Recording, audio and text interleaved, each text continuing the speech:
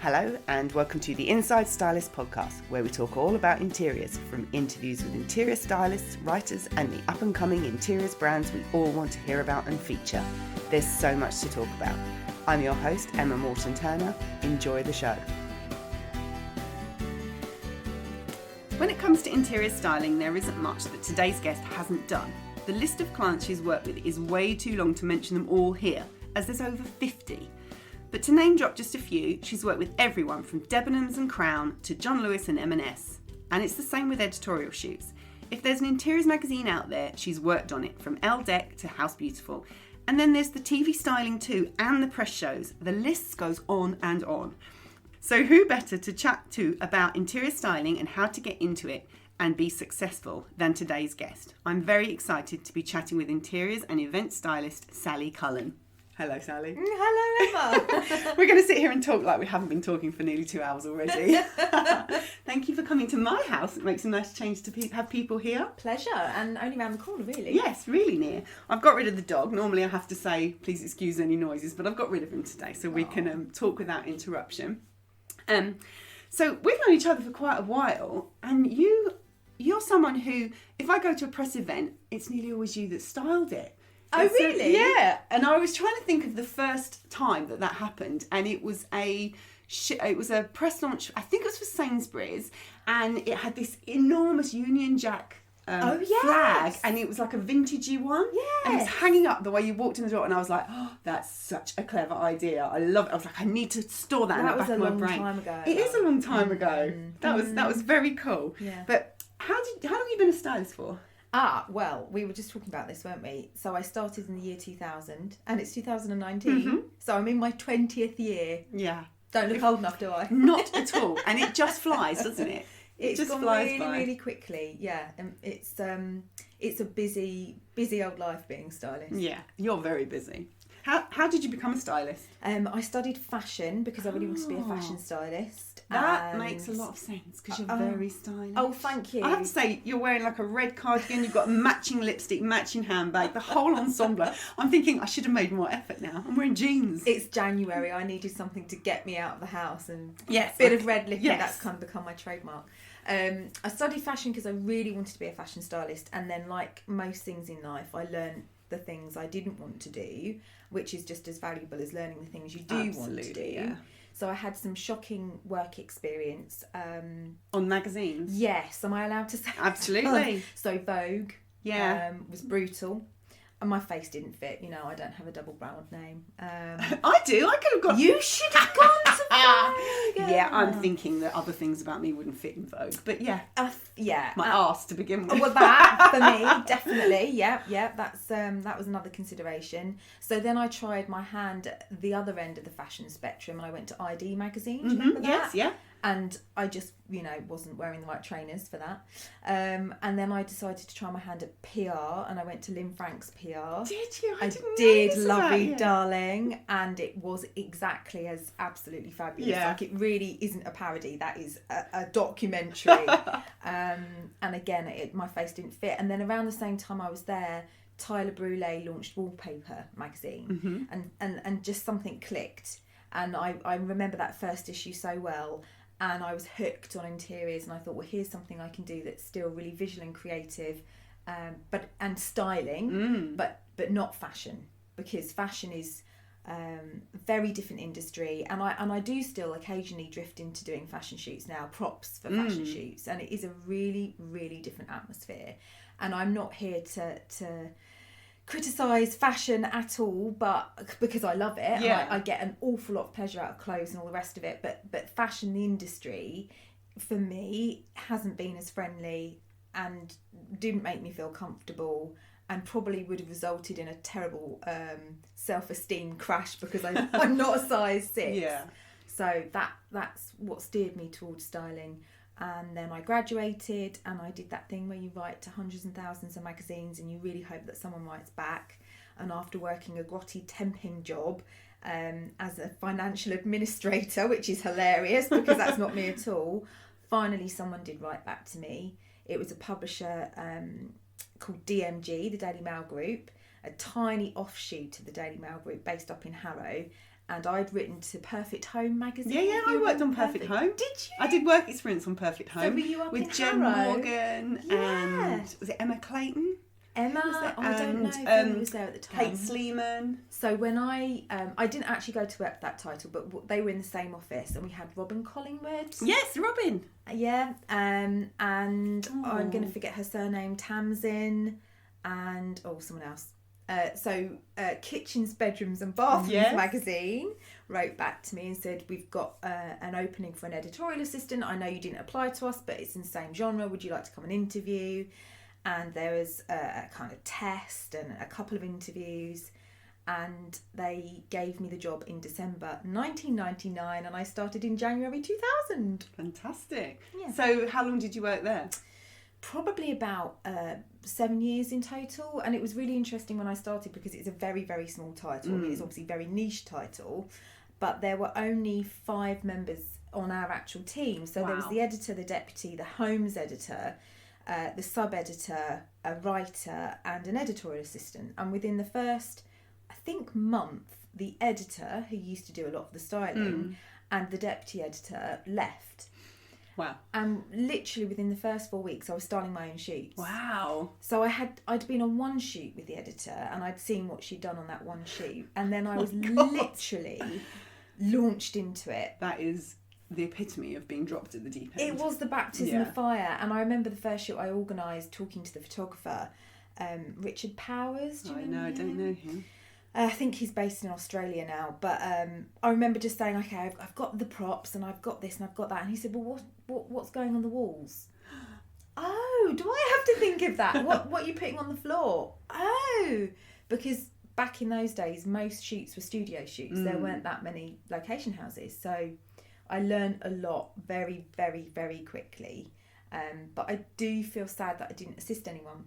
Yeah, because I think that's a really interesting way to learn. Yeah, especially now. Now it's a very different world now, and I think assistants get to, because the chances are you're going to be assisting freelancers.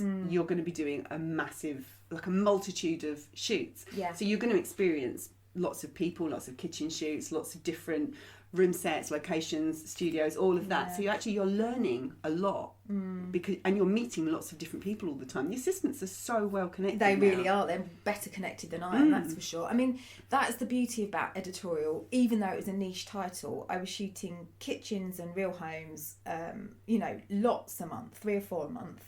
I also had a regular decorating feature. Oh my God. A shopping page. It's like now with the hubs and all the tons of work for one person. Yes, I was hubbed. Yes. It was an enormous amount of work. We didn't freelance much at all because it was such a tiny title and money was really tight. So I used to get a company car, not all the time, just a pool car, and I would go around London with an A to Z open on my lap. Oh my God. And I would pick up the That props. would be my biggest nightmare. Oh my God. Terrifying. And I'd be the courier and the art director and the stylist and the caterer and the set This is builder. why you're so well established now. You've done everything. I remember one of the funniest things that happened, and I was still in a house share with my friends, and I tiled a background for a shoot. Had you ever tiled before? Never. And it was on the sitting room floor, and it was a huge piece of MDF, and I'd figured out it had to be MDF to take the weight of the tiles. And I spent all night getting the space between the tiles. Home? This is at home. Oh, right. And I had one of the company pool cars to take this thing to the shoot. Yeah. And then I realised at 6 a.m. the next morning that I couldn't lift Pick it up. Oh my God. I thought you were going to say you picked it up and it bent and they fell off. But I had to get the weight of it is... I had to get my housemates to help me into the car with it. They weren't very happy. It's the things that we do. It's quite funny, the things we do. I'm quite often painting here in the kitchen, and it's a case of you can't use the kitchen table. We're just going to have pizza tonight. There's no room. So, where did you go from there? I started off I started off as editorial assistant, and then I worked my way up to be style editor. And by the time I was style editor, I was ready to become freelance, but I was scared because I was living on my own in London, and rental prices and the thought of just going from a salary to nothing. And I must be really honest at this point, the salary that I was earning wasn't really enough to live on. No. So actually just the day-to-day living of being a stylist was costing me money. I was getting into debt, so I was really anxious about leaving the title, and they were very kind to me and they let me go part-time.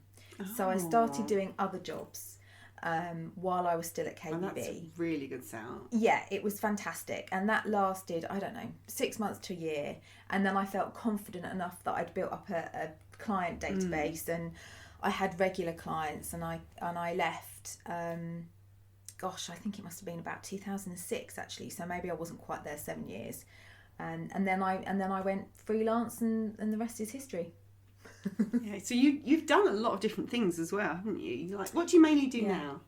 Mainly now it's lookbooks and lots of marketing imageries, I'd say. So when I say marketing images, I'd say probably images that go to print media, like advertisements in magazines, or they get sent to magazines for inclusion in features. Not really billboard advertising or anything like that. That's a whole other ball. That's a whole other ball game. I mean, I have done some of that. So yeah, it's mainly for high street retailers, I'd say, and then hand in hand with that go the press shows.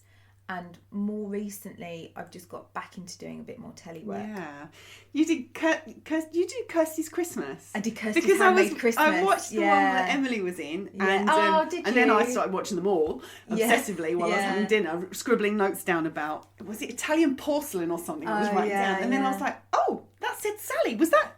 Sally. I said my Sally. Is that my Sally? I was like, oh, I didn't know you did TV. And then when I looked at your website, which by the way is sallycullen.com, slip that in there. You've done loads of TV, haven't you? Yeah, never really intentionally. I think the first bit of telly I did was through the contacts I'd had at KBB magazine. So the Daily Mail group used to own the Ideal Home show. So when I left KBB, they used to quite often ask me to go back and do the show homes. And one of the show homes I created was for This Morning, so Phil and Fern, back in the day. And that was probably the first bit of TV I did. And I mean, that was so long ago, I remember getting my flatmate to record it on VHS so I could go home and watch it afterwards. Such a dinosaur. And I honestly can't remember how I got into Kirsty. I did a job for her when she was working with B&Q, and that was I remember that. Really long time I went to a press launch and George Clark and Kirsty were there. Yes. And we did some sort of crafty thing, and it was in a hotel, and I met them. That was the first time I met them both. Right. Yeah. So it was around then. I was still at Woman in Home. So oh my goodness. It's like 10 years ago or something. Both dinosaurs here, that's fine. And then I think maybe I don't know who kept my contacts, but you know what it's like in this job. Someone kept my contacts, and then someone phoned me up a few years later when you think, well, they won't remember me. That was years ago. And then they did. I did a couple of other little bits and pieces just for Kirsty, and then got involved in Fill Your House for Free. So when you say, what would your job be for that? Fill Your House for Free was about styling the properties that they'd chosen to refurbish. But I only worked on half that series because I had my baby. But before that, there was Love It or List It. That was another big one as well, and I think that's still running. And I did a show for them. And again, it's just about helping the contributors source all the right things, styling on the day in front of the camera, and maybe doing a few mood boards so that the TV execs at Channel 4 could see the kind of thing that we were going to produce. So have you done in front of camera stuff? I have done. Did you know this? No, I didn't know. I'm thinking this year I want to do something in TV this year. I'm quite interested in how you have done it, because I've spoken to quite a few people who've talked about TV work, and I was like, actually, I've never really thought about it, but it's intriguing me now. Not necessarily in front of the camera. I just wondered, because when you said this morning, I was like, I bet they got you to have a little chat. We had a lovely chat with Fern and Phil, but they're so professional. They're just lovely. Yeah. I think you'd be brilliant in front of the telly. I do. I have a face for behind the camera. No, I think you'd be amazing. But it's quite interesting, like, because I think people do a lot of, I do a lot of Instagram stories. Yeah. And I'm just doing this, it's a bit random and off tangent, but I'm doing this Facebook challenge about Facebook Lives. And I was like, well, I do Facebook Lives to the group, but actually it's quite interesting to learn more. Okay. And it's all about not having the fear. And I'm thinking, well, I'm sure I'd be fine because I do Instagram Lives all the time. The moment someone sticks a camera in my face, I think I'd shake like a leaf. No, it must be quite intimidating having a big camera looking at you and stuff. So I did one series of 60-minute makeover. Oh, yes, I did know that. Yeah, you did know that back in the recesses of your memory. I've tried to blot that out because it's one of those things they repeat all the time. Yeah. I still get random texts from friends saying, "Oh, you on the box again?" And it was with Claire Sweeney. Yes. So it was a really long time ago. And I suppose it's like hearing your voice when you listen to... Yeah, when I edit these. Yeah. It's just excruciating. I'm used to it now, but... watching yourself back is the most painful thing I've ever had to do. It was awful. I didn't pursue it. It was something that came to me and I did it. I actually did it with Sophie Robinson's brother. Yeah. Oh, yeah, Edward. Yeah. And he's a lot of fun to work with, and I think I probably did it because he was involved and it was great fun, but I haven't actively pursued telly, put it that way. From the experience. Because 60-second makeover 60-second makeover. Well, that imagine would be quick. 60-minute makeover looks like, from our point of view, like as TV, you think it's really entertaining, but from our point of view, what you had to do must have been so stressful. Well, yes and no. They just have a huge team of people doing it. So actually, you're just filming, which is weird because if you're used to being hands-on and doing it yourself, you can see it happening and you're thinking, oh no, not quite like that. I just want to do this. But actually, they're whisking you off to film, which is a bit frustrating. I mean, don't get me wrong. If a lovely, lovely TV job came along, hello, any TV execs listening. No, if something really brilliant came along, I would love to do more TV, but it's not something I've actively courted. It just has sort of come to me through my other contacts, like most of the work that we get. When I was saying at the intro, the things that you've done, it's the job we do is very varied, and you can turn your hand to print, TV, real life events and stuff, and there's never an end to what we can really turn our hands to, really. But what's your favourite thing to do?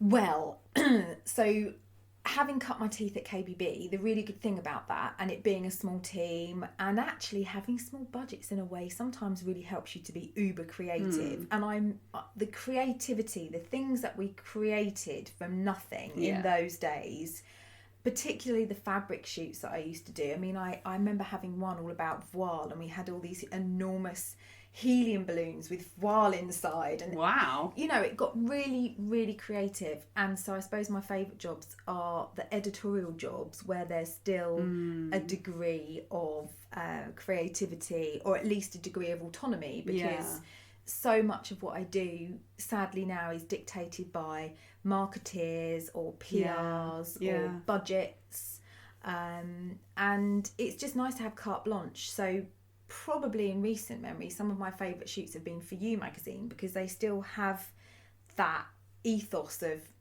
it's your idea, you go out, do it how you want to do it. I mean, I still have a really close relationship with the commission editor, but it is very creative, and that's why we're all doing this, really. So when you feel like your wings are being massively clipped on a shoot, it's nice to remember the ones where you get to run with your idea. There's quite, when you're doing a commercial shoot and you're having to make the product the hero, and actually the hero product, the product doesn't make for a beautiful styled shot, but you have to, it's not about the shoot, it's not about the styling, it's about the product selling, essentially, for them. So that can get quite frustrating. Where does your inspiration come from for kind of your creativity, and do you kind of look around and find things and go, oh, I'll store that in the back of my mind to do something like that at some point? Is it just in you? I think if I've got a specific job, then I'll go out and research it and try and find inspiration by, various channels that we always use, Pinterest, social media, that kind of stuff. But actually what inspires me personally is colour. I really, really, really get a lot out of colour, and in particular putting different colours together to create a different look. I could do that. I could mess around with paint charts forever and a day. It really gives me a feeling of Oh, do you know when you get that buzz when you see something, you just feel really alive, and you just feel like this is it. That's perfect. Gets you excited. Really excited. And I think colour is what does that for me, or finding new colour combinations. That's probably what excites me and motivates me and inspires me the most. Along with all the other things that we've got to our fingertips on our phones now, like Instagram and all the rest of it. Yeah, it's quite, the world is our oyster sort of thing, yeah. What would you absolutely love to style if there were no holds barred? What would I like to style? Well, I have just done my first actually in my career, I've done my first big colour card shoot for Crown. So I've done paint shoots before, but I've never done a whole series together that's going to be part of one set of new colours. And I really, really, really got a lot out of that. And I quite like big jobs with lots of room sets, actually. I don't know why. Yeah. It appeals to me to have a nice big chunk of work that I can really get my teeth into. So if I could choose anything, I'd probably do another really big paint shoot, but maybe with limitless budget, so I could go completely crazy. And yeah, I think we'd all say that. Limitless budgets. And then actually, things like fabric shoots, the fabric shoots that I used to do back in the day, where you can get, again, super creative, kind of World of Interiors type, a bit Tim Walker-esque, with messing around with proportion and scale, and just having someone to make things out of fabric for each well, because we used to have that. We used to have seamstresses on shoots, and that doesn't really happen now. Oh, I've never had a seamstress on a shoot. It was amazing. I am the seamstress on the the shoot. So Yeah. Why would I need to bring someone in? No, I've got nothing else to do, have I? How do you get your work? Is it mainly word of mouth, or do you ever go out looking for work? I definitely spend time trying to foster relationships with new clients when I can. That is an important part of the business, but in reality that really limits me to probably the first quarter of the year, which is my quietest quarter, probably like most of us. So the rest of the time it's about fostering the relationships I have got, and I did have an agent. Yes, you did. We were going to talk about this. Yeah. So after the first few years of being freelance, I think most of my jobs were editorial, mainly because that's where my interests lie, that's the contacts I had, and then I got an agent to kind of vary that and to mix it up and to get some other clients. And I was with her for a long time. Am I allowed to say who it was? Yeah, absolutely. So it was with Carol Hayes, and she's a brilliant agent, and I loved being with her, and I was there a long time. And then it really got to the stage where I thought, actually, I'm not getting many new clients, and I left. And I don't regret leaving, although I do kind of miss someone managing my diary. Yeah. So how long were you with her for? I think over 10 years, over a decade. It was a long time. But how long have you been out on your own? Oh, I think this is my third year. Yeah. And essentially it feels pretty much the same that someone's not you have managing to your diary, and say yes or no, and someone's not doing invoicing. Well, actually, no, I do have a bookkeeper for that. And the reason I have a bookkeeper for that is because I was getting to the stage where I wasn't invoicing because I was so busy. Yeah. And you get into that catch-22 where you don't want to say no to new work because it's valuable, but I was invoicing way later than I should have been, and it was annoying people, understandably. So now I have a bookkeeper that does that. So I do pay them. Send your invoices for you. Yes. So how do you? I'm just trying to get my head around this. How do you make that work? You just give them all the receipts, and then they know exactly how to do it. You just kind of explained it to them, and then they go with it. Exactly. It's almost as if having an agent, but I'm not paying them 20% of my fee, which is a hefty whack. It's huge. And I'm not saying that they didn't earn it, but when you've been with one agent for a long time and there aren't that many new clients, their 20% doesn't seem to offer as much value as you think it should. So I send an email to my accountant / bookkeeper, and I tell her the amount of days I've worked, the rate it was, whether or not I'm paying my assistant directly, and then I just send her a scan of all my receipts and tell her the total amount of expenses, and she does the rest. Right. So she chases it and everything. And she chases it. Worth her money, definitely worth her money. Because the way I look at it now is I shouldn't spend time doing things that I could then be using that time to earn money in. That's the way I look at it. Right, yeah. If I could be earning, it sounds like I'm really motivated by money, which actually... No, you're business minded is what you are. I am motivated by money because, you know, I like to eat, and as you can see, I like to wear nice clothes. Yes, exactly. And wear makeup. No, but I think there's you know, lots of people in this industry they're creative first and foremost, and they're probably not doing this because of the money. You know, we're not doctors and lawyers who, well, perhaps not doctors, I think they're probably a bit more altruistic than lawyers, but, you know, we're not doing this for the money. But having said that, that doesn't mean that we shouldn't be able to run a business that we can get a nice life from. So I think it's important to make those decisions, and that was one of the decisions behind why I left my agent. So now, yes, I do have a bookkeeper, and yes, I do pay her, but it's probably not as much as the 20% I was paying my agent. And I do think that unless you're going to go to a different country, there's a finite amount of people who are going to employ an interior stylist in London, and we probably know most of the people who do, because we probably worked for most of them ourselves. So when you've been doing it as long as we have, you almost reach saturation point. Most people know who you are, I'm sure. So an agent seemed like a superfluous expense, really. But I kind of miss having someone to phone up and moan about clients to. Just phone me. That'll be fine. Off record. No microphone. I always like to ask a question to a stylist, kind of leading on from what we were just saying. Things like what people will understand. And I wanted to ask you what's in your toolbox. Because I've found that people have, like, when I asked Maxine Brady, she said, well, I've got a bag and one's for ribbons and one's for her spanners and whatever. And I was like, really? I've got a toolbox, and it's like quite interesting. What's your essentials? What do you not go to a shoot without? I've got 4. Any of the assistants listening to this will be like, you boxes. Sorry for swearing. 4. I've got more than 4. But there are 4 that I take on every shoot. Yeah. And if you've ever been unlucky enough to assist me on a not very busy shoot, I would have definitely asked you to rearrange them for me because I'm really anal about them. One is for scissors. One is just a box of scissors. For scissors. Yeah. Wow. And really interestingly, people say to me, why have you got, or how have you got all these scissors? And I say, because if I go to a job and there are other people with scissors there, they think the scissors came from my box and they just put them straight back in. So did you start with like 4 and now yes, you've got 40? Yes. This is good. I like this. But you can never have too many scissors. No. And if you want to encourage other people on the shoot to help you unpack, you know, you need a pair of scissors for everyone. So one is scissors, one is sticking things, and that's everything from a glue. So wait, how big are your boxes? Are they quite small? Are they little toolboxes that are like 30 centimetres long sort of thing? Silver flight cases that you can get from B&Q, and I think actually it was a box of 4 like Russian dolls sort of thing. So the smallest one's scissors. The next one up is sticking things. So that includes masking tape, you know, parcel tape, spray mount, glue dots, super glue, everything for sticking. And then I've got one box which is miscellaneous, which has things like my fishing wire and drawing pins and chalk and pegs really random stuff that I couldn't think were baby lotion. Yeah. Baby lotion? For buffing up stainless steel fridges. Okay. Yeah.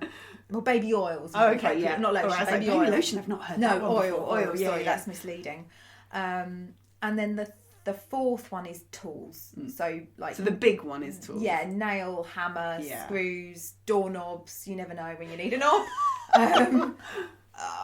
Allen keys, because of course. Oh my god, the amount of times I've not had the right Allen key. I've got a full set of Allen keys now. Yeah, me too. Oh, Tiger do a lovely colour coordinated set. Oh, do they? Does it come in a neat little box? No, sadly not. They're all strewn around. Yeah, from my box.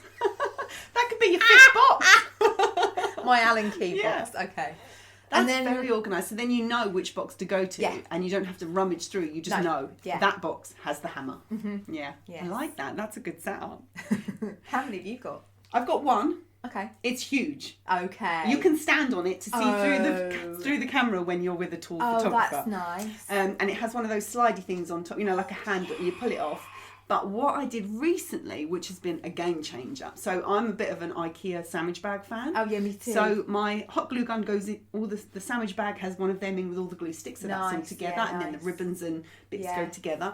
And then what I did was I keep getting given like Liz Earle and nice boxes of beauty products. So my birthday's in October, and then obviously it's Christmas. So when I get all these really strong boxes, I've now sectioned off the bottom. So I've got 4 of these boxes in the bottom. So now one has the tools, one has the sellotapes and stuff, and then in the top slidey bit is like the chalk and the pin, and everything goes in a little box. So I've got like a little box with drawing pins and a little box with sewing pins and stuff, but it's all in that box. I do have some scissors. They don't have a box of scissors, but I have a like a little. It looks like a little pinny. It's like an apron. I call it my tool belt. And my scissors are attached on elastic to my tool belt. So I always have scissors. But I always have like sharp scissors for cutting ribbons with sharp edges and stuff like that. Yes, I had some fabric scissors once, which I'd written fabric all over the blades, and they just inevitably get used for other things. I need to buy some more of those. I get these little needlework scissors because they're super sharp. Super sharp, that's a good idea. Yeah, that's really funny. You must have had a shoot disaster to share. You must have I thought you were going to say no then. No, and do you know, I'm so behind on your podcast, and actually, believe it or not, one of my resolutions was to sit down and listen to some of them. Put it on in the car when you're driving. Put it on in the car, yeah, I should. I really, because often we're in the car for a long time, aren't we? And there was one on the tax that I particularly want to listen to, but the one that I listened to on the way here was my namesake, Sally Denning. I heard that she said she'd had no shoot disasters. And I just thought, you can't be telling the truth.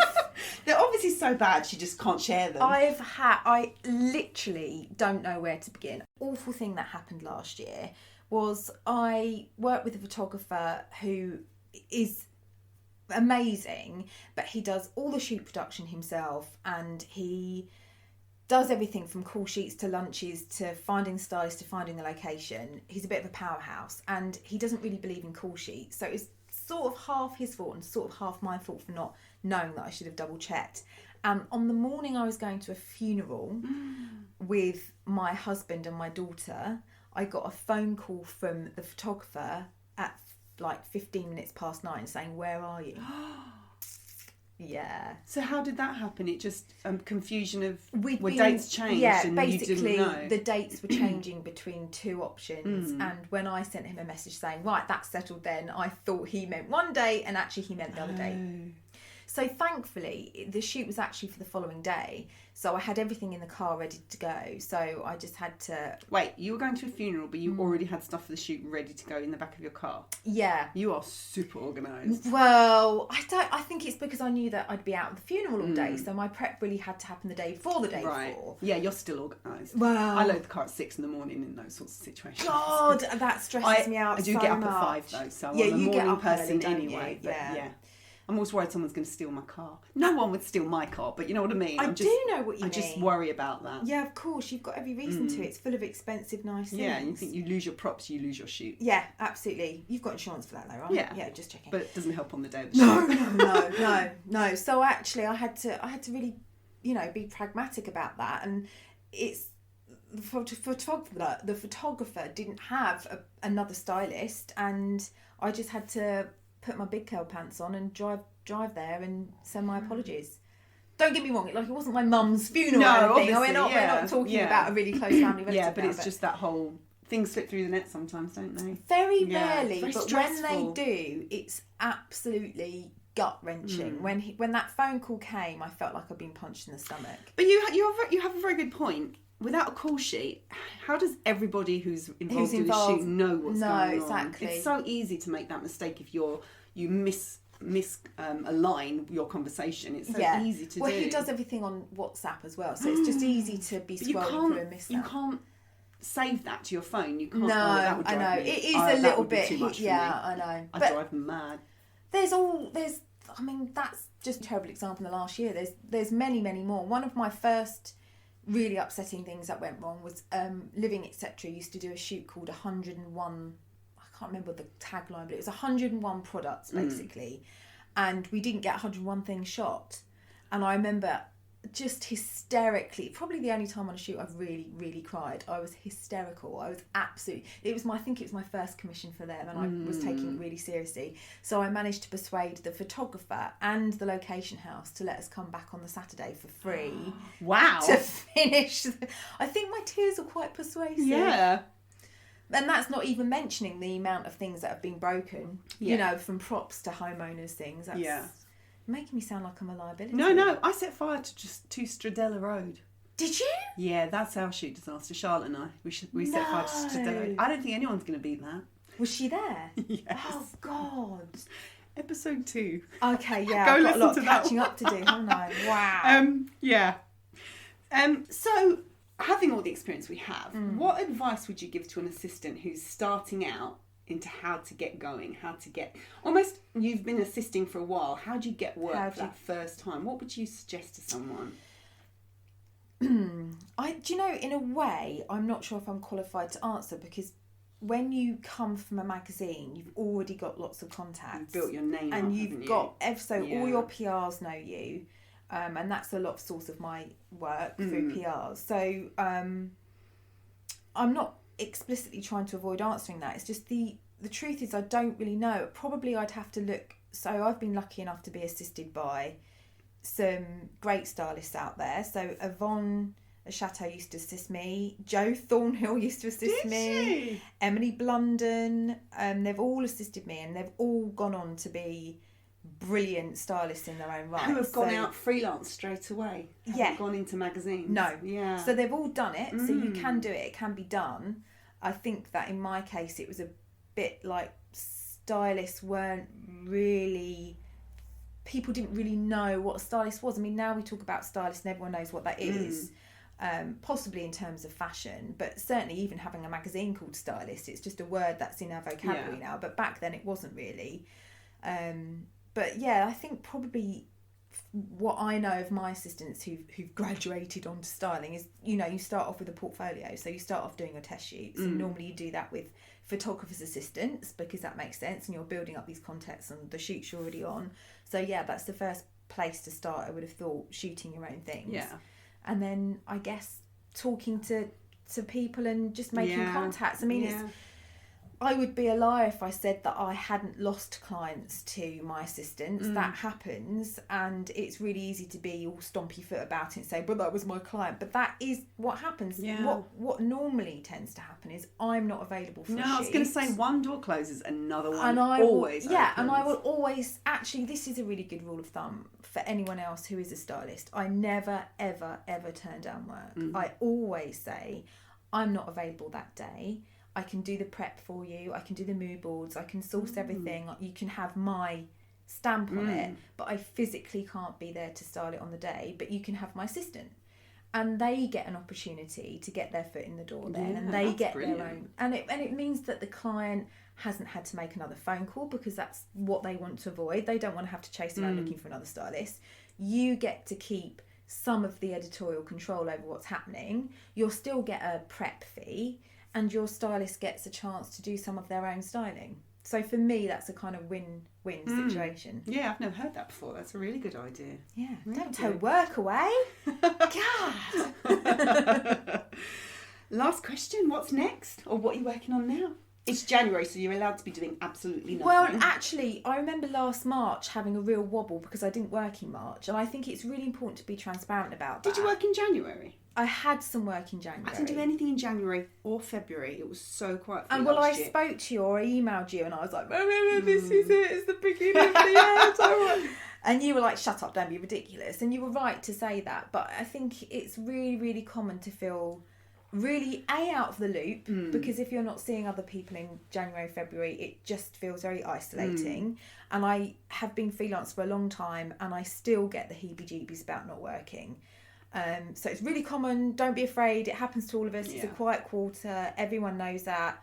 No one's doing that much, so don't worry. Yeah. But I actually do have some things to do, which is good. I'm doing a press show for M&S. Oh, cool. Spring, summer 19. I've got a shoot for Heels coming up in March. I've got some sofa.com shoots booked in April. Gosh, you booked right through to April. That's no, brilliant. Not all the way through. No, but the fact that they've booked you that far in advance is fabulous, so you know it's coming. Yes, it's really nice to know that. But the biggest thing, the biggest chunk of work, I've signed an NDA about, but I will tell you No, that's great.